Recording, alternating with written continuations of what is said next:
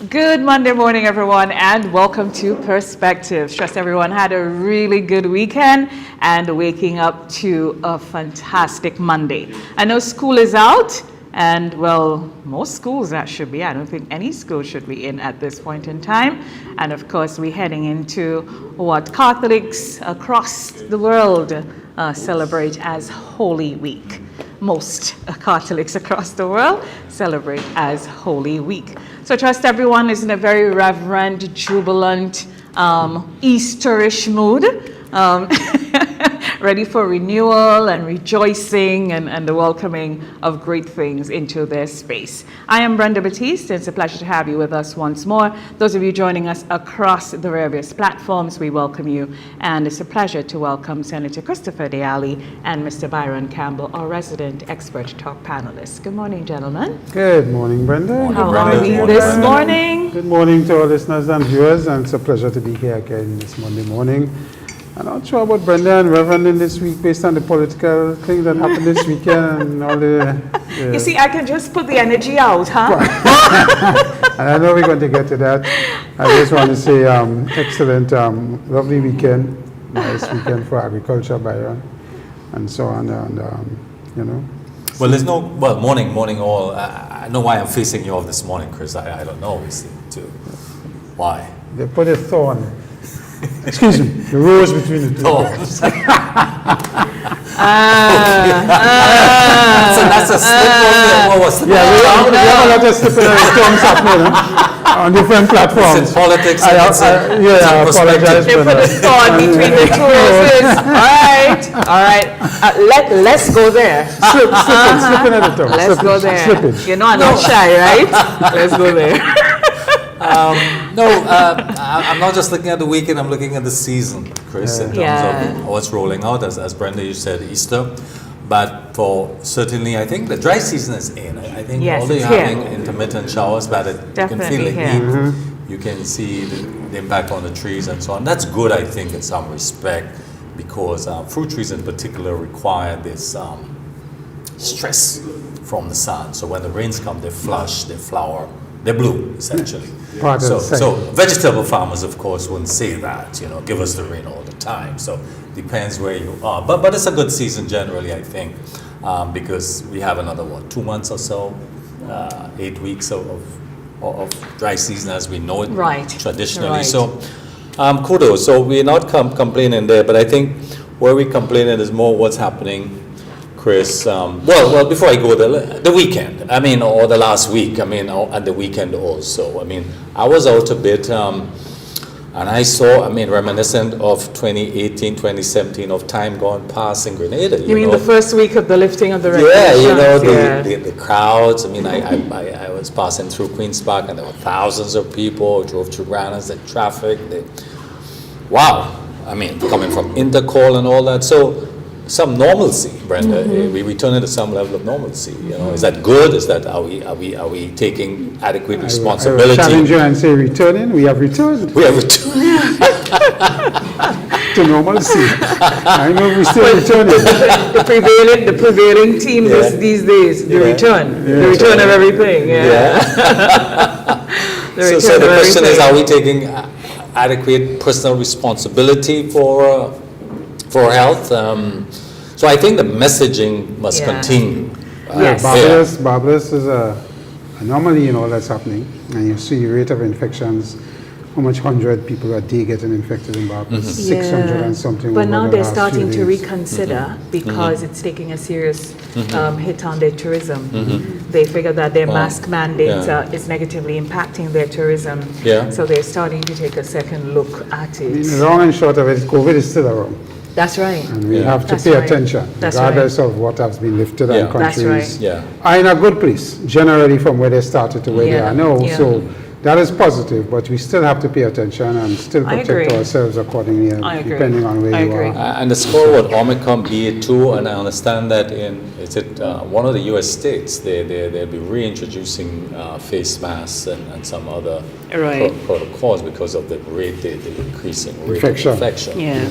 So this is all to say, China and many other countries. So we just need to get on with life. And because we have to live with this. But we're now in a phase of the pandemic where you can't mandate and legislate anymore. Right. Yeah. It's now about, it's a public health crisis. Yeah. So it's about personal responsibility and everybody taking care. Yeah. I know last week a lot of folks were out and were still a little bit antsy because they still had to wear masks to enter some establishments. Yeah. Well, I don't think everybody listened well when the Minister of Health announced that the restrictions would be lifted, but added of that private enterprise, and so they reserve the right to maintain some of the regulations. So at the end of the day, you can't fight with the private, with a place that tells you need to wear a mask on entry, you need to sanitize on entry. That is a decision for you to make. Whether you need to do business there, you either comply or you move away. But you can't fight with them, you know, and they're not in the wrong and you're not in the right, you know, that kind of thing. Yeah. So we just have to be mindful of those, because sometimes we hear the top and we don't go down. So, but that was announced very early on. So nobody is like, oh, you know, some of the business people, they're doing what they want. No, they're not. They're reserving the right, you know, as to how. And I think it's fine that some of them do maintain it. Depends on what you're doing, especially the sanitization. Yeah. My establishment, we reserve the right. Because it's not only about trying to be difficult. You have a staff that you have to protect as well. Absolutely. After staff leave work, you don't know what they're doing. But the point is, on entry into the establishment and compound, you need to keep risk. Management of risk is what it is for us. So some of us will still have the mandate to wear masks. And as Brenda said, if you're not happy about doing it, then you have an option. I mean, we do, some of us in the businesses maintain that, right? The tourism sector is still keeping it. Yes, they have to. They have high to. degree, so you have to, because COVID is still here. COVID is still very contagious. It still can get you very ill, depending on your status with vaccination or not. So you have to be careful regardless. And I mean, we understand the need for livelihoods and opening up, and government needs to get back on track and so on. But at the end of the day, we do have a right to ensure that something. It's like wearing a helmet if you come on my plant. Right. You have to wear a helmet. Sometimes that just fall on your head or something. Yes. Because you have stacks and. So you have to wear a helmet if you want to go into our sea. If we have visitors to the plant, there are certain safety protocols that must be done. Adhere to. It's very similar. So I am more concerned about, particularly when I'm indoors, in terms of look and considering air quality sometimes, because that's a key issue. Outdoors, I am, kind of relaxed, but once I'm indoors, I'm a bit sensitive to my environment, you know. I don't think I don't know, you sometimes for a minute, sometimes you kind of go into this space of freedom, and then all of a sudden you look around you and it hits you. So you close right back in. I mean, it happens with me. Well, my son had a function over the weekend, and he was there with my wife, and she was the only person wearing face masks.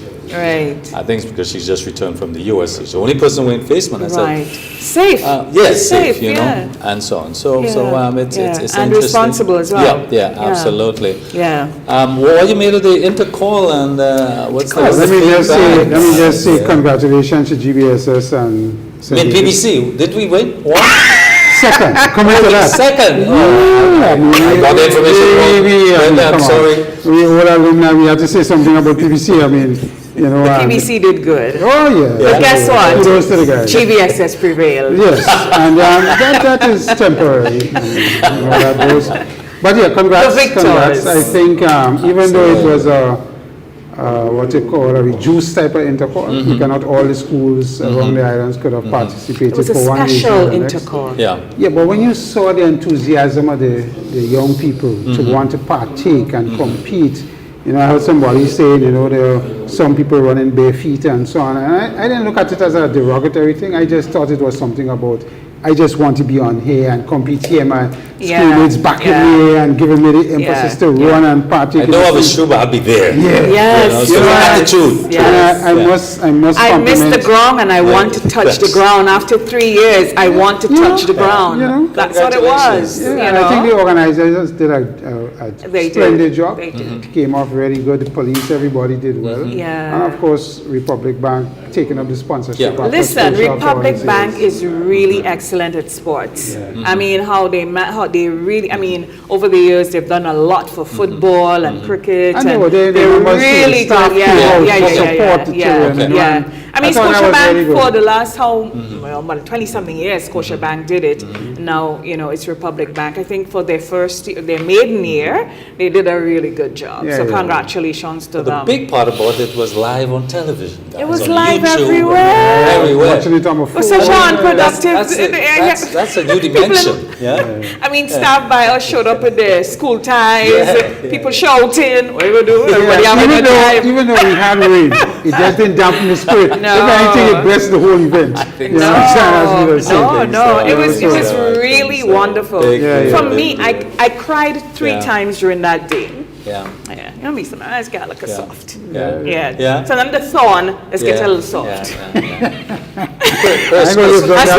I ain't gonna go that thorn. The first image was when I looked, there was a cruise ship in port. And the bleacher where all the students were in their uniform and the background, that just hit me. And I cried. I saw that. Then when Anderson came through the rain, Anderson Peters, that great world-class Grenadian athlete. When Anderson came through the rain with the torch, it was pouring. And Anderson just kept charging forward. And the flame, the flame is like rain. Hello? The flame just stood there. I cried. And when the students touched the tarmac, I was like, wow. Are we doing this again? Okay. You're getting emotional, Brenda.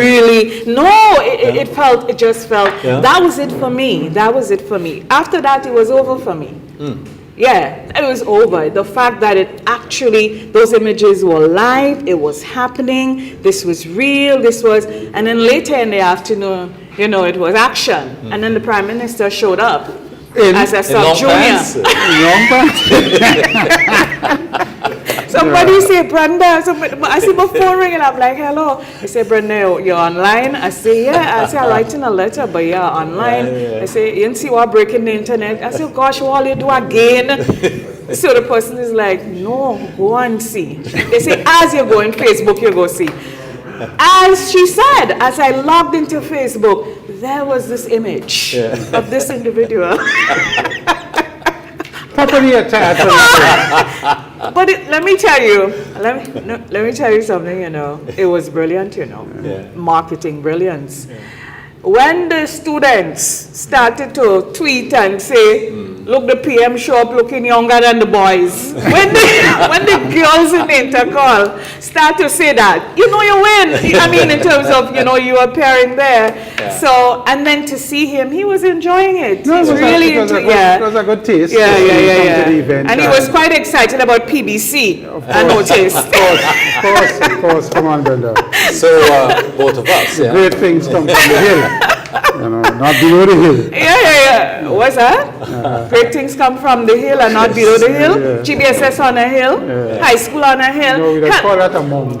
A mount? You don't call it a We're at the high elevation. That's the point you want. Our altitude is of a different dimension. Let me just lift my altitude right about now before we get into a whole fight, canteen and wherever else. Brenda, I want to have a question for Chris. Actually, can I ask him the question? Sure. Chris, I'm asking the question before I explain what I'm going to ask. The question, what are our opportunities, and basically in the private sector and government in this matter? So here we have a situation. We already, before the Ukrainian war, you had issues of weather and climate change affecting food systems. And now with the war in that part of the world, in Eastern Europe, what you've had is a leap in food prices affecting. And when you look at that area producing almost 25% of our vegetable oils and a high amount of cereal, like almost 20%, 70 to 20%. Not so much dairy, because dairy is not really factored there. That's more Western Europe. Food commodity was already at an extraordinary price in a 10-year high. And now you have what the UN FAO says is that they expect what's happening there to have a 20% increase overall globally in food prices.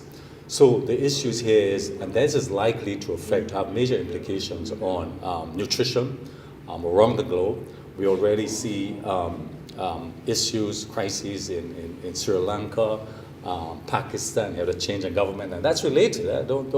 And you have in Peru, So major kind of issues here, but particularly going back to the food and what's happening. Back to the question to you, Chris. The opportunities for us here. Because we're going to see those prices, we're going to see the effect. I mean, it's gradually happening. It started happening, particularly in some commodities, but this is likely to get worse. Well, let me answer it this way. I think two things need to be highlighted. First is there's a shortage that's going to come on top of the price increases. Right. So you'll see various shortages keep coming in cycles of different food items because the supermarkets are having difficulty sourcing and getting product. So that is one. The other thing is, I think it brings into sharp focus the whole issue of food security and what that really means in a real way. We talk about food security, but in a real sense now, it's going to affect us because of the shortages that we're going to see. And it's going to certainly have a damper on economic movement and what we do economically and how we grow. Opportunities, I think there is a big one for us in the Caribbean, particularly Southern Caribbean and the rest, and that is to look south. Go south. You know, Central and South America are huge food baskets. They supply, as a matter of fact, they are exporting less to Ukraine and Russia because of this crisis.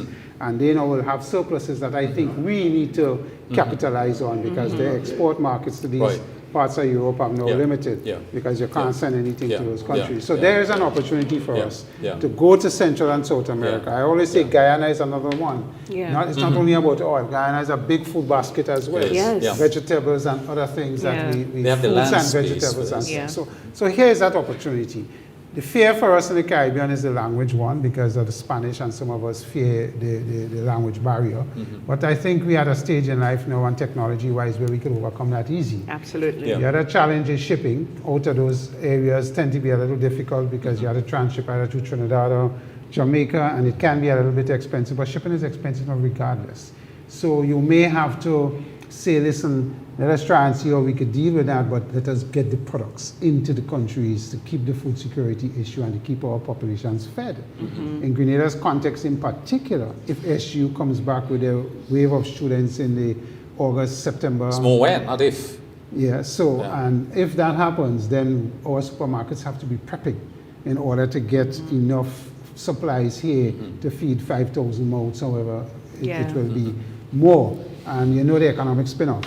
So there is that opportunity I see for us to get this shortage issue handled. I don't know if the pricing thing might be more difficult because a lot of these things are imported inflation, but I'm certain that we could discuss with our partners in South and Central America to give us reasonable prices. For local production. You first posited that last week, and actually I got 2 calls about it. There's actually somebody said, what Deali said there, that makes so much sense. And, the person was like, that never entered their orbit before. And so they think that we need to start looking. And then the other person said to me, Brenda, it's like Caribbean people, we know what we're supposed to do, but we're not doing it. Because they are saying that years ago, they remember attending a CARICOM meeting with a delegation from Grenada. And they said that was over 20 years ago. And there was talk about this thing with how we were going to produce our food and of course, to the region. And they said Guyana was supposed to be doing rice and whatever, wherever doing fish and poultry and all of that. And they said over the course of time, that just disappeared. They said it was a big thing. They said there was even follow-up meetings as to how this thing was supposed to roll out. So here we are now. Do you guys not think that this is so critical at this point in time that something like that be rolled out? I keep saying it's no facing us in a real way and probably some of the talk. And the local opportunity for us, Byron, here is marketing board, of course. How could we get marketing board more structured in its support for farmers to start having production of food items more planned and more structured. So not everybody doing potatoes and so on and so on. And here is a golden opportunity for us now to put a dent in the food security so much about eat what we grow and grow what we eat. Here is about structure in the production and seeing how we could get that and use marketing board as the vehicle to help farmers deal with that. With Ministry of Agriculture, of course, and even on the imports, how can marketing board help stabilize some of the imports that's happening? Is imports and exports. So I think there is opportunity here for us. We have to sit and seriously look at where we need to want to go. I mean, look at chicken wings. It's a huge consumption item here. It's scarce again, and we bring in most of our chicken, if not quite a bit, from Brazil. And other places. So we already deal with that part of the world. Chicken wings? Big way. So I mean, here is the opportunity. You know, Brazil is a huge country with plenty of opportunities for stuff as well. You know, so we need to broaden our scope, I think, and see how we could get delegations. Or Trinidad now has an arrangement with Costa Rica, where they do stuff and diplomatic, and they have trade missions. We need to start thinking in that direction. So interesting, Chris. So you're talking about something I must tell you too is that a couple of years ago, you know, the GCNA, we saw this market in South America, particularly Argentina and the Uruguay and Paraguay, and now we're now shifting a reasonable size of our production to South America, which so this is a market, and so that kind of trading arrangement, clearly you could see it working both ways. But I agree with you on the issue of marketing board. I think one of the things I saw structured with marketing board, I never could fully understand why it comes under the Ministry of Trade. I understand maybe for the commodity, but the major business of marketing board should be the agriculture aspect. And therefore, for me personally, I would like to see a more relation to the Ministry of Agriculture, personally. But it used to be under agriculture and it moved. I think we need to trade under but finance. I know there are a lot of discussions. I think we need I think we need to make our way back to what the marketing board was really set up to be. But the issue, Chris, that because traditionally our economy and agricultural economy has been more directed to export, and so we find that a lot of our infrastructure were designed for exports. The local food production for local consumption, the networking and the structure is not clearly defined. So you find our distribution internally is haphazard, and I would like to see some work there. How it's from post harvesting to. Okay. Let me just show something on your plate. Sure. Bananas. One item. Just one item. Bananas. Right. When the influx, when post 2020, 2019, we couldn't supply enough ripe bananas to satisfy all local demands. That's correct. Here's an opportunity. I know we have issues with pest control, MOCO, and other things with bananas. But here's an opportunity. I like to call them like a silk fig, you know. Rock fig and silk fig, I think there's a huge market for that. That doesn't seem to be susceptible and to it's my disease. favorite, And I think we need to just choose one item. And if we could supply that just for the local consumption. Including SU and all of that, that will be a plus right there. Yeah, that'd be a win. We don't have to Small take 10 steps. items. We take in the first one and get farmers interested. Let's propagate silk fig and just plant silk fig. And even to supply the food program in the schools. I mean, let's start with one and let's see where it takes us. And that is not a crop that will take months. It grows quickly, and you know you can get cash flow within a year. So I mean, let's go. Could actually do a pilot with it and see how it works out. Opportunities there. Yes, great opportunities. Great, Senator Diali. Came in loaded this morning. So could we talk a little about the pension issue? Could we talk about this before we delve into that very weighty issue? No pun intended.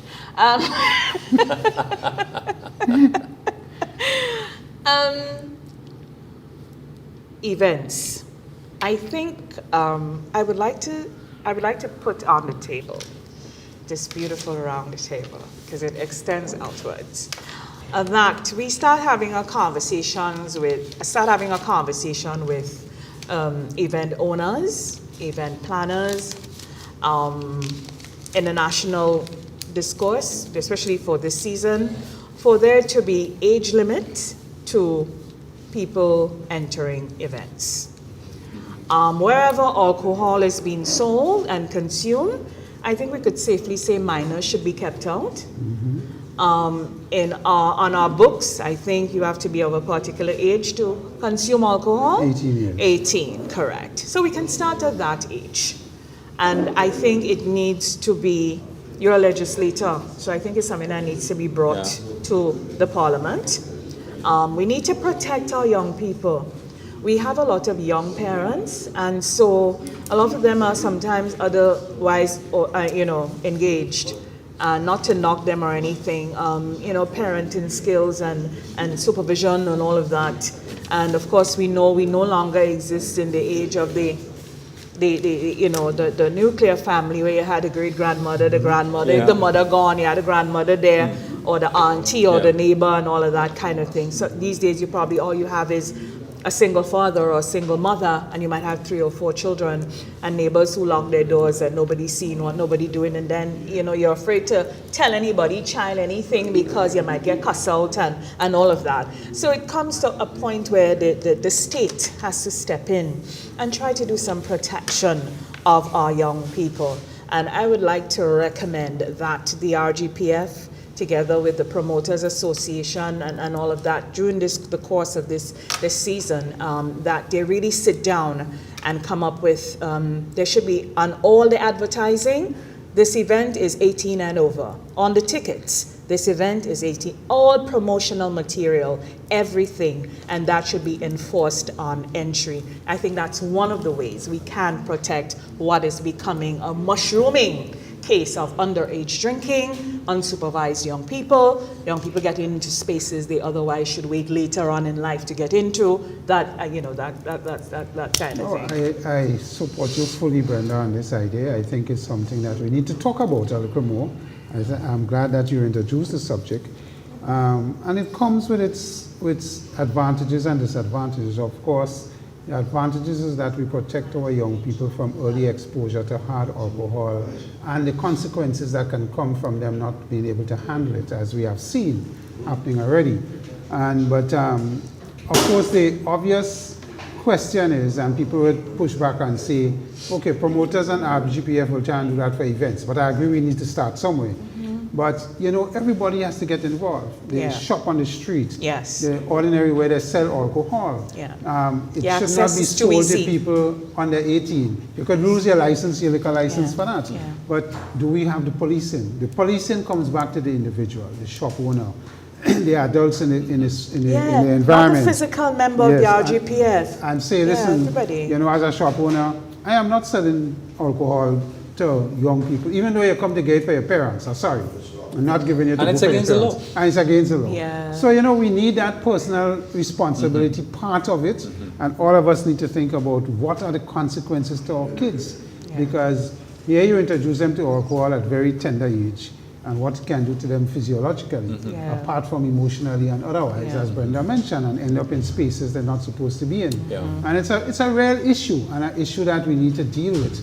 And when we see the violence aspect that is happening now with young people, both at schools and other places, you have to wonder whether alcohol has an influence on it. Right. And we have been accused internationally and otherwise of a country of our size being one of the highest consumptions of alcohol per capita. Access is too easy, Senator Daly. Access is too easy. I totally agree with you that we need to put it into some perspective. But Brenda, I've heard reports, I've not seen, but I've heard reports that of citing of many young persons under the age of 18 over the weekend in various activities, fetes, night fetes, midnight fetes, So I think that's the context, and we have a responsibility. And we know some of them run away from home. Yeah, exactly. So I agree with you, the promoters, the government, social services, the police, because all these activities are provided with permits. And so then I think it must be linked. The Spice Mass Corporation could help with this too, because it's carnival season. So Brenda, it's a critical point. It's protecting our nation's children, and all of us adults have a responsibility. And I agree with you, Chris, that when we talk about policing, doesn't mean the RGPF. The police in the uniform, all of us. Particularly the persons who dispense, who sell alcohol products, the promoter there's someone admitting persons to the and those event. of us who witness too, because I think a lot of times if you go to a young person in a loving way, they respond Brenda, they respond affirmatively. I was returning home Yeah. with my wife on Sunday morning at 2 o'clock, just about 10 past 2, and on Bridge, I saw children. That's what I saw. This is not what someone told me. I saw children on the streets, unaccompanied. Yeah. That's what I saw. Unaccompanied minors. In fact, it was minors, yeah. It was a conversation with my spouse at the time. Yeah. Yeah. And so we have to, this is not right. And we're going to get pushback on this. I know, Brenda, we're going to get some pushback on this. There's a what danger in But this. you know, not allowing people. we're not here being pious. We're not here being pious, Jane and Paul and Peter. We are here. Look, you know, people. We just have to stretch our minds. Civic responsibility. That's it. So and we know that. We know the breakdown starts in the family unit. Yeah. And we know that we now live in a time where we can safely say the teenage pregnancy generation have come of age. Yeah. Right. And so. We're not like Cuba. We don't have any national parenting program. Yeah. We probably have it on a small scale. Yeah. You know, across the Caribbean, we have these issues, and we cannot be hypocritical. We And have with to. all the festivities, I think Yeah. last program I said there were 160 something fests already being organized between now and Carnival. Are you checking all these facts? Yeah, not me. I was given the statistic. I only check my 6 fets I go into. You know, check and, 166. if you have 160 plus events being planned in various over the country, and you hear a lot of them advertising now, prepping people to get ready for the festive summer season. Nothing wrong with that. And the other thing I is, agree with you, we have to the have other some thing control. is, while we try to keep them away from certain spaces, we have to create and curate spaces for them. So, like Lunis Park and Electrify had a youth event, youth whatever they called it last week. People went there, so we have to create things for them as well. I know people like Talpi would have their kids event coming up. I think Waggy Tea have something on Easter weekend. So while we keep them away from where all the alcohol and everything is, so-called adult fits. Right, we have to curate experiences for them, because where does that energy go? You know, so we have to remember that. Chris, are we going to talk about politics this morning? Yeah, but listen, I know you're trying to throw words for me. I know you're trying to throw. Typical Grenadian, all you're very good at throwing words. Are we going to go there, Chris? But just before we go there, I saw two good things happen this weekend. The fish processing facility in Guelph. I think they're just opening that. And the reason I'm harping on that sense is because I have always said over the years in Parliament and other places, you know, we have a habit of building fish places. I like to call them fish places, where the people could go and buy fish, clean fish, store fish. Right. But we never take it to the processing end, where we could do tuna in cans and so on and so forth. So add value. We never seem to go there. So I'm hoping what I saw there in the papers regarding fish processing and in Guelph, on the western side, in a fishing village. I think it offers excellent opportunity. Fishing Mecca of Grenada. So if that comes off as they're saying it's going to come off, I think it's a positive thing. That's and great. we need to support that. That's It great. gives fishermen so much more they can do with their catches, apart from just export everything. You know, there's something here that we could do. So that's a positive thing I wanted to comment about. And of course, I saw Senator Gill, Ambassador Gill, His Excellency. His Excellency Ambassador Gill talking about the restrictions for Carnival all being lifted. Into your point, that we need to pay more attention now, know that there is this freedom, so to speak, of how you partake and what you do, and you know, we need to exercise some level of control again with it.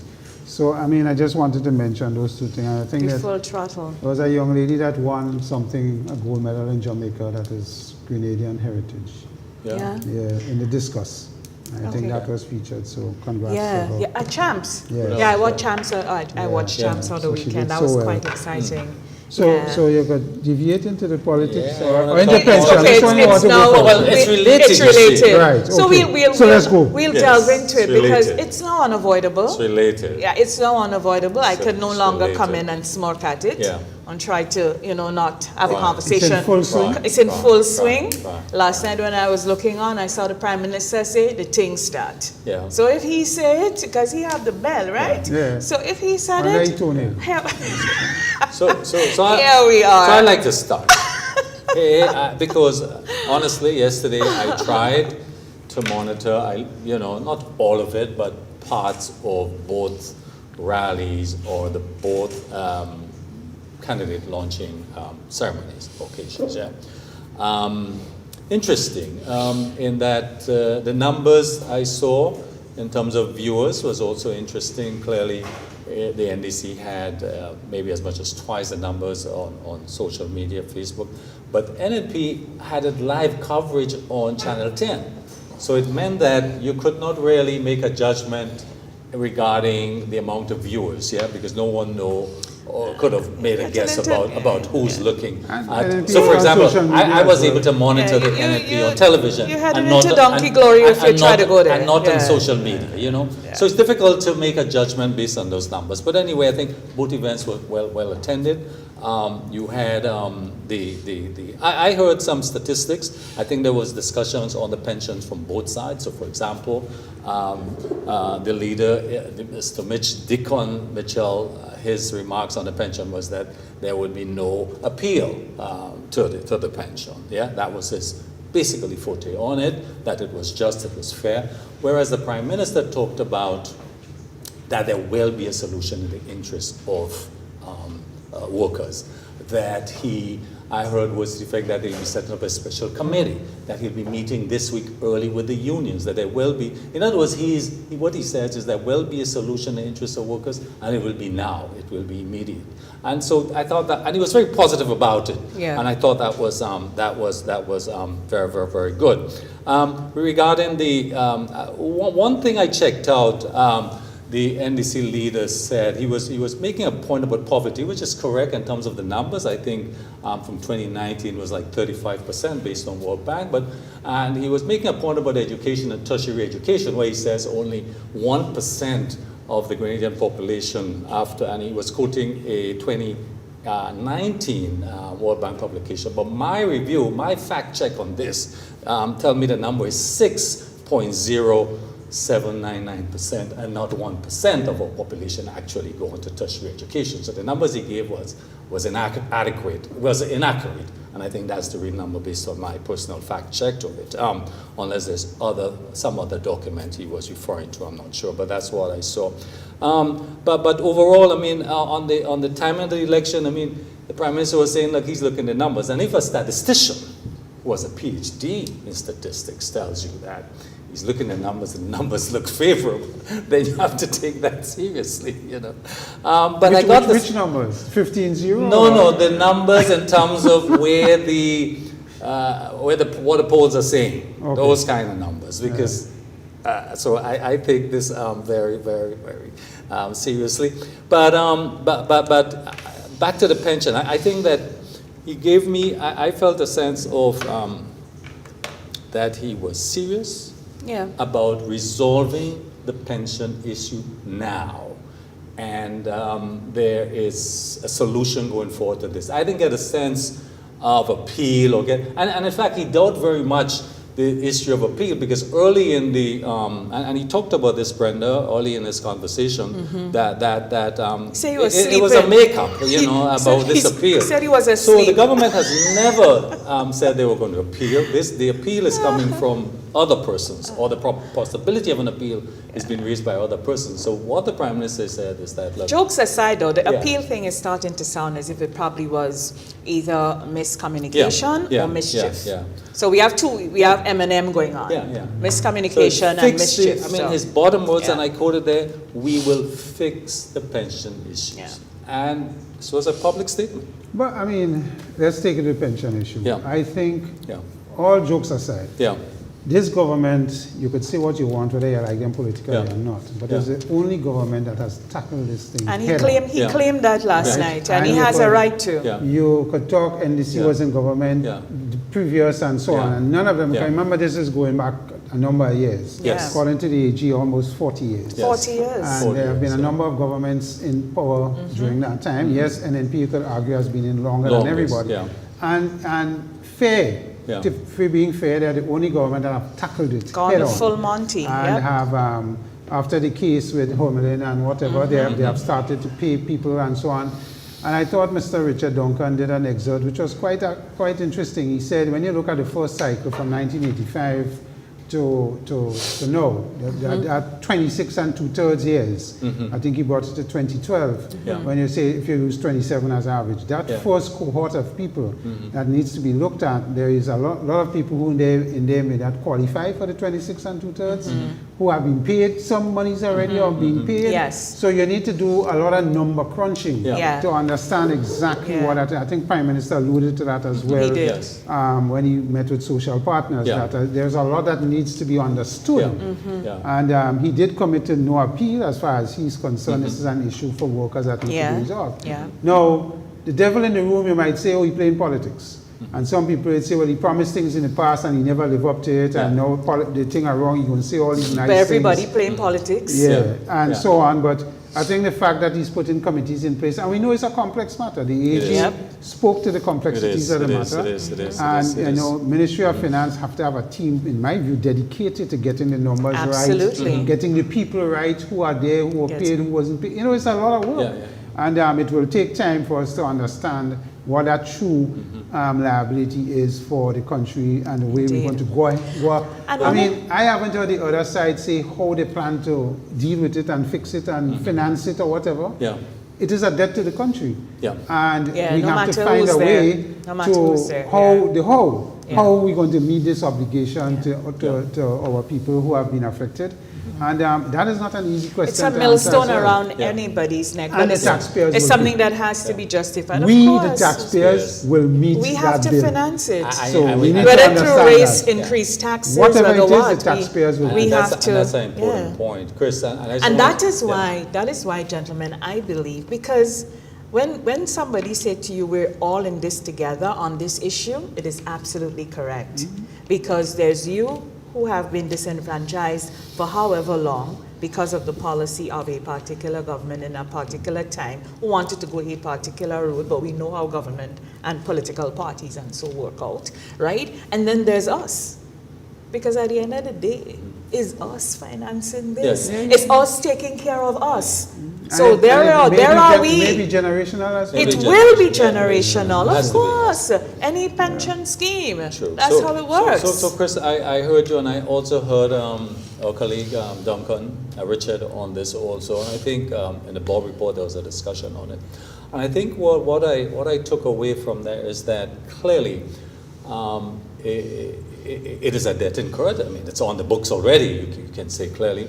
How we go forward, how do we create a cash flow to meet it in some stage environment? But they're pointing out that clearly there's like to be opportunities there, opportunity there for the country in terms of additional spending in the economy and investments. And so you look at it at both sides. So, but clearly it's an important issue going forward, and a task force being put together, as the Prime Minister alluded to last night. It's an excellent idea. This requires the best brains that we have in terms of how we figure this out. You know something he said that I was impressed by? He said we have the talent. We have people in our society from all walks of life that they can pull on to do this. So now it's up to the people when they are called upon Richard to made step forward. forward. Point for me about the transformative aspect. Yes. It offers us in the sense that, this pension issue has been a thing that is 100% financed by government.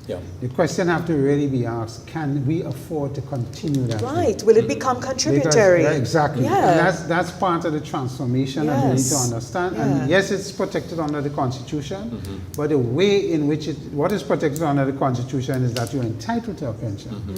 How we finance it is going to be the key question, and gives us the opportunity to change and transform the whole environment with pensions nationally. That's why I said last week, our framers, God bless their soul, they probably had one thing in mind, but I'm not so certain that placing pension in the Constitution, now that we're here in 2022 and this is happening, because law, and that's the thing with law, it has to be made to, you have to be able to live with it. It has to fit society, it has to fit what's going on, how things change, how we evolve. The Constitution is a living document, cast in stone, but in our case it seems to be cast in stone. Well, I tell you, try changing it now. Anyhow, let's get to the politics yesterday. Let's get to the... Clearly leadership was an issue on the table, on the floor yesterday. And the NNP side, you're hearing about leadership, the fact that the present Prime Minister is the chairman of the OECS presently, and some other chairmanship, and his experience and some of those issues going forward, statistician, and at the other side, you have a leader that is a successful corporate lawyer, largely inexperienced in politics, new. And so inexperience with some of the issues coming up in terms of leadership and what is most likely to create the confidence going forward. So there was a lot of talk about that leadership. But in terms of the individual candidate being launched yesterday, coming on scene, a lot of them were talking about what they saw in their community, what they saw was the requirement, was the feedback they were getting from their communities. So I think it's on. The contest is on. I didn't get to listen to everything, but I listened to local episodes, and I thought on the NNP side they had a launch of Kate Lewis and Kate Lewis Peters and so two of the people in the St. Andrews area, and of course NDC on their side launched their four caretakers for their constituency. Dr. Sincere, I think. You had Lennox Andrew and David Andrew and Gloria Thomas. Right. So I think, as you say, it's on. I hear the issues that's coming up, experience versus inexperience. And I think for us and I'm going to speak from a business community, I'm just going to talk from a business point of view. We in the business community look always for stability. We look at predictability. And we look at management. And those are the things for us from a political standpoint and the effects on our business and what happens. That is important. You're looking after your interests. That's right. So we charge with that. So who we believe has done a good management of the economy, who have done well, and may continue in the future based on recent past. How could we understand the predictability based on the changing environment in terms of fiscal measures and all of that, and how it could affect the business community? And these are the issues that will surround us as business people, and probably look to see where we cast our vote or not. And that is an important thing. And you look at both sides in that spectrum. Now, it is without doubt that the NNP party has an edge on NEC with regards to that, because they have been in power longer and they have done. But there is this aspect of change. Could the new kids on the block bring about the kind of change that you need to project us into the future? Paradigm shift. They're youthful, they're energetic, they have all that comes with that.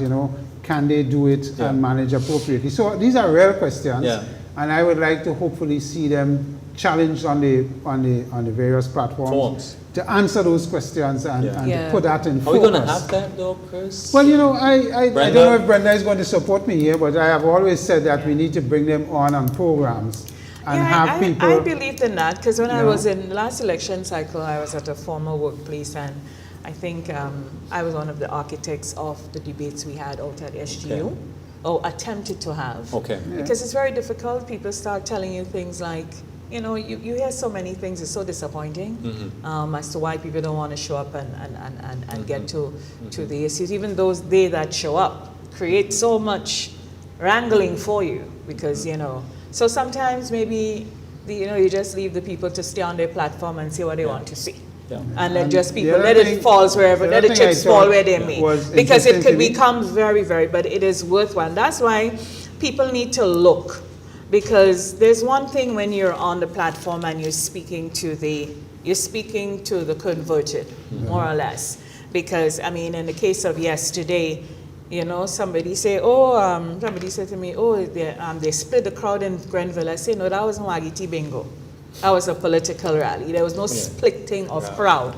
The party faithfuls showed up, but the party faithfuls were, right? That's what happened. There was no splitting or nothing. The party faithful, even if they came from wherever to go wherever, they showed up there. So that's what it was. It wasn't a splitting of anything. And there's also this thing as a marketer that we need to address. So newness in politics is an exciting thing. You want to get to know a person. Some people, you latch on to them almost immediately based on what they project and so on. But everybody don't have that instant kind of thing. So you have to, like anything, you have to be identifiable. People have to know who you are. So when folks start asking the question, well, who is Chris? Who is Byron? Who is Brenda? It's not political fodder. There may be people making political fodder with it, but it's not political fodder. It is something for you to take very seriously and to start putting yourselves in front of people, marketing yourself, getting the question answered. Who is Chris? Who is Byron? Who is Brenda? Because in Grenada, who Chris is, how Chris make me feel, who Chris' mother was, how much dress she sold for me, that matters. Yeah. You see? So we need to not take that question so trite. That is. There will be people. There are people out there that make political, oh, who is she? No. Don't take it that way. That's critical. And even if they mean that, don't take it that way. Who you are needs to be answered. It means that I don't know this person. That's what it means. So answer that. And that is for the people seriously on the fence. Answer that. That of is course, for the people on the fence. That is for the how much percentage on the fence. Yeah. Because it's a numbers game. It is. The party faithfuls are who they are. Yeah. So you say you're going to win wherever. Okay, how much time? What was the length the last time? So let's say it was 2,500 votes. How are you closing that gap? Yeah, so how you're closing that gap and how you add in. The host is supposed to deal with that issue. But of course. But of course. I was talking to one of the candidates, caretakers, and he said to me, Chris, I lose 30 pounds already. Yes. Just walking in his constituency, meeting people. It's hard work, eh? But you could see it. You could see it. I mean, I looked at Dickon Mitchell yesterday and I'm like, oh, where Dickon, look at cuteness gone. Because they can have this plump, face. But I want to say one thing, Byron. It's like, what do it's hard you work. think about the gender mix on both sides? Interesting. In St. Andrews, you had, for example, NNP have four females, and NNP has a male-female 50-50 ratio. So I think it's good. I think it's interesting. And also, from the two candidates yesterday, you could say one was, in terms of the age levels, also they were averages and fair. I thought, but Chris. The point you made about the perspective of the private sector, how it looks at it at an election, and what its concerns are going forward. I think the same point can be made. How does a young person look at the election in terms of looking at the opportunities? Which party gives me the greatest confidence of a future, of stability? Or the elderly, or the looking at same question, stability.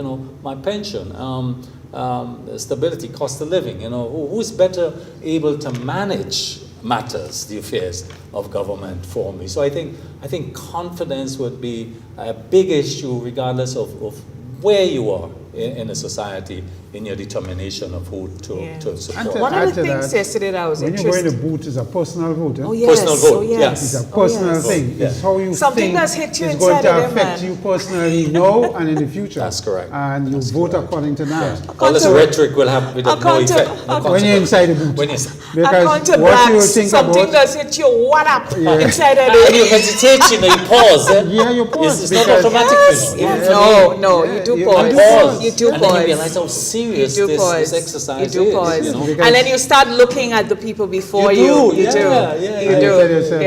I told you all my last two experiences. Serious. Where was I? How have they done? It came down to how I felt. Because the leap of faith here is going to the brand new, young, vibrant, and so on, and what or even voting the incumbent for the first time. Even that. So it comes back to the individual and how they have been, for want of a better word, socialized over the season. But you mentioned the Prime Minister and his PhD in mathematics and statistics and so on. And I mean, all jokes aside, that is where the man comes from with everything he does. Even if he makes jokes and whatever, but that is where he comes from. And I did hear him last night when he said that he got really good news today, meaning yesterday, that Grenada is ready for the NNP again. So to me, that was answering a question. That was kind of telling us without telling us that I have completed my polling at this level and my polling is Brenda, favorable. and it's not about being partisan. It's about we have to be realistic about looking these at things. the two leaders. I mean, and I think the change. In fact, change is only change is permanent, only constant. You know, so it's welcome and it's fine. And we're looking at two leaders, same name, of course, surname, but of different styles, of different backgrounds, different. And we're saying that the Prime Minister is a statistician of the highest caliber, having worked internationally and all that. He's probably is maybe the most experienced politician in the region. That's right. And as he mentioned, that even within the OECS and other institutions regionally and internationally, they look to him for direction and leadership. And that's a fact, you know, regardless of what the criticisms may be. The other case, we have a successful corporate lawyer that is young, that is green, that is inexperienced in politics. Be careful how you use the word green. Well, green, and very enthusiastic. Very enthusiastic. Very And I'm saying, enthusiastic. I see. You don't want to green Mr. Mitchell now, whether by age or whether by color. I see. Well, green in terms of experience in politics, to be explicit here, you know. And as someone said, you have to start somewhere and sometime. My only issue has been is like, regardless of where I'm not a politician, but I've always spoken out on issues of the economics, of poverty, of agriculture, of climate, and all issues. I've not heard the leader of the NDC on any of those issues. You know, and I'm saying I'm anxious to hear those issues, you know, and how they are. Do you think they're putting out of the, what do you call the thing? The manifesto? Manifestos Has will to be help more you. than that. They're coming a week before the election. Some intellectual sits down and write this thing. You agree with me that we need to have them before the public in some form of discussion. I don't want to use the word debate. That seems to throw everybody off. So let's say discussion. You know, let's call it a national conversation. And probably but anyway, not with opposing people there, but them alone. Yes, them alone. 2 or 3 people from the party and put real issues at them on the economics and the fiscal. I have some questions. I'm working on questions as we speak. I think it's something that we need to push. Because I need to know you. Yes, as Brenda said. I need to give you an opportunity also to explain and to articulate your positions. You have to put yourself out there. Even if you're in a party and the party have a structure, and parties should not restrain their candidates. You know, you want to make them, you operate within a framework, but people need to put themselves out there, especially. I know you run out of time, especially. But what happened I want to ask about the faux pas yesterday. The faux pas? Oh gosh. I can't leave without the faux pas. The faux pas on the stage. What happened? I missed that part. Brenda, I leave it up to you to explain the faux pas. Oh gosh, listen. You know my heart. I know. But you see, as a person who hosts and MCs things, you know, you understand the pressure of slipping up and so on. So I do empathize with the young man last night who was MCing for the NDC at the time. There was one slip where he mistakenly was like about to say like NNP for NDC, but he corrected himself. That happens because that has happened on NNP side too. That happens because they both start with N, so it's easy to say NNP or NDC when you're on either of them. But in the business of hosting, what may have been, and I just say it lightly, a cardinal sin there, was when you are looking into the face of the political leader of the organization who has, the owners of this event, who has hired you to do this. So when you are looking into the face of the political leader of the organization and not recognizing that he is Dickon Mitchell and not Mr. Cox, to me, that was a bummer. Well, could I say Mr. Cox was probably in there, mind? I don't know what Mr. Cox said on the other side. I mean, I didn't pay attention. But the big issue, Brenda, but how do you avoid it? And it has to do with preparation. I just say it's a light moment. The young man made a mistake, we move on and we go past we all that. But, you know, it's one of those things. But you know, it's a teachable moment. And I know a lot of people like to hold mics in Grenada. But when you hold a mic, You have to be prepared for what's coming out of your mouth. You have to understand where you are and who you're working for and representing. And, Deacon Mitchell, Deacon stood there with a broad smile on his face. He didn't react to it anyway. You couldn't tell, and he probably felt, oh gosh, But it's just, and of course a lot of fodder is going to be made because it's lively and it's fun and it's all of that. But I always say to people say, oh, they think doing this is so easy. You have to be prepared. You have to be prepared. People go on air and get on with all sorts of craziness. Listen, whenever you're going to pick up a mic to do anything, you have to be prepared. If I was going there, no, you cannot. It's not about you. It's never about you when you're holding that mic. It's about the people you're working for. It's never about you. And that's the thing. People seem to think that they are artist number 5 when they pick up the mic to work for people. No, it's never about you. Final question for Chris. Chris, is your timing for the election changed or reviewed? No, they said because after Carnival, I got that. You have budget coming up, and preparation for budget. We don't call elections in those times. So you're keeping it where you are. We don't call elections during those times. No, who is we? We the people. I tell you, you're talking. You and the doc talking secretly. So you're keeping it by June. Yeah. I feel all you're talking to the doc. Okay. Man say you have it on the iTunes. Hear him last night. He said, I hear a bell, but it's not a bell. He said, I'm not comfortable with this, that one person, Chris, can determine an important event like this. I think it should be a constitutional issue. It should not. It's wrong. It's not fair. Mr. Campbell, it's not time to go. So all you like it. So we like all your day. So we did. All you just stop as a thing, put it in front of all you. It's not right. Dash it away. Close the show. Let me go in here. Listen, this has been Perspectives. We gone. We out of here. Listen, it's Holy Week. Let's try our best to love one another as best as we can, as supportive as we can. The politics. Everybody don't like apples. Everybody don't like oranges. People support who they support. Let's just rise and remember that we're all Grenadians, and let's do this. All right? Have a great Monday, everybody. Have a great week. Have fun. And to that young man on the NDC stage last night, I feel it for you. We're not on next week. I feel it for you. No, we're not here. We're not here. We're not here. We're not here next week. It's Easter Monday. We're going on the beach. We're going to Harvest. We're going everywhere. All right? Are we giving the politics a break for the Easter weekend too? Don't book nothing. We ain't coming. And we have cricket too, right? Yeah, remember that exciting tourney that's put on by the GCA. Congratulations to Dwayne Gill and his team at GCA. Great going, guys. Have a great week, everyone. Senator Diali, thank you. Mr. Campbell, thank you. All right, I'm Brenda Batiste. We see you when we see you. Bye-bye.